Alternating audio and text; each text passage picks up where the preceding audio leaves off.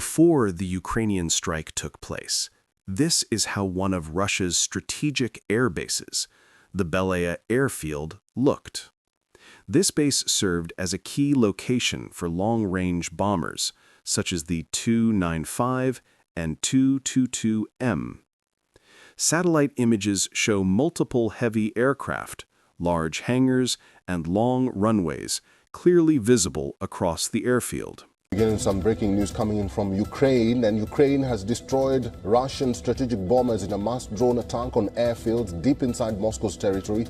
The operation carried out by Ukraine's security service targeted 4 airfields in what could be the most damaging drone strike of the 3-year war. Now, footage from Belaya Base in Siberia shows rows of Russian strategic and nuclear bombers burning, while heavy plumes of black smoke can be seen rising above Olenia Air Base in the Arctic. Russia moved its expensive bombers thousands of miles from the front lines to get them out of range of Ukraine's drones. Drones also targeted the Ivanovo Air Base northeast of Moscow and Diaghilevo Base south of the capital.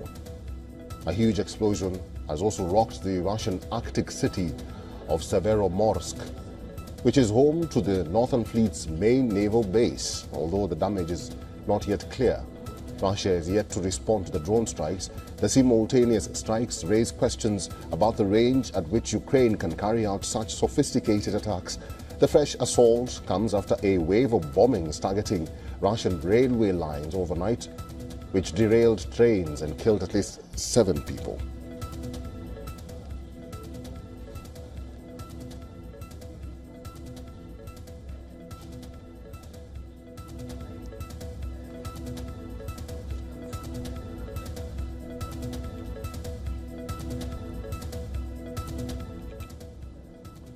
All right, let's talk to Dr. Sergei Sumleny, who's a defense expert and director of European Resilience Initiative Center, is now joining us live on this matter. The governor of Irkutsk region has just issued a statement. I'll read part of the statement. He says that this is the first time Siberia has been hit. One drop was at an old building. The exact number of UAVs has not yet been counted. Operation and security services have been pulled to the scene, and he's asking people not to panic. But what's the significance of this latest move by Ukraine? Oh, well, first of all, thank you for having invited me here today. It's an honor and pleasure to be your guest as always. Well, the attack is marvelous. I literally cannot name anything in the history of the warfare what could have been the comparable attack. Attacks simultaneously at against 5 military bases across the country with a distance of over 4,000 kilometers between the targets. Absolutely unexpected. Ukrainians say that they have destroyed or damaged 40 strategic bombers, even if a part of this number is true. And I think looking at the number of smokes, it is true.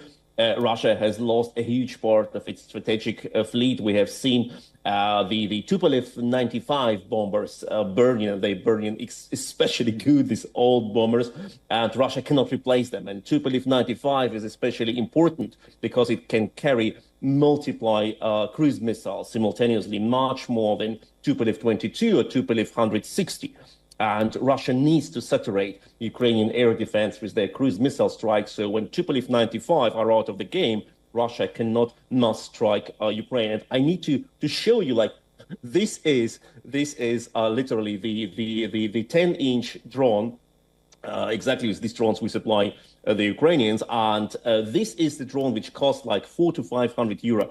And in the hands of the Ukrainian SBU, not our drones, unfortunately, but similar drones, could destroy weapons of mass destruction, million dollar per unit bombers, which can kill thousands of people. They have been like just knocked out by these small toys, and that is absolutely amazing. Some people say it's Pearl Harbor. I argue it's not Pearl Harbor. Pearl Harbor was an unprovoked aggression. and led, after all, for destruction of Japanese military. This is much more a battle of Yavin, the rebels attacking a Death Star with small power, with small forces, attacking a terror weapon which allows the empire to terrorize the whole galaxy. That is literally the battle of Yavin. What happened before, only in Hollywood, happens now in reality. Dr. Sumleni, let me ask you this then. It is clear that this is drone warfare. How is Russia likely to respond to this latest attack by Ukraine? And considering this is miles away, we are talking about 4,300 kilometers, like you mentioned there, and having in mind that the talks are just tomorrow, slated for tomorrow. Well, first of all, I think that we need to separate two things. Does Putin need to save his face in front of his own military? Yes, maybe. Will he do it? We don't know. Before, there was no such case. Then Russian cruise missile Moskva was destroyed. There was no reaction of Putin and other things similar, no response from Putin. And there are people who say now Russia will retaliate. Okay, first of all, I will ask by what, with 40% of Russian strategic bomber fleet is burning in front of our eyes. And did Russia ever need a reason to mass shell Ukrainian cities? No. I am currently in Kyiv. Every night we have ballistic missile threats.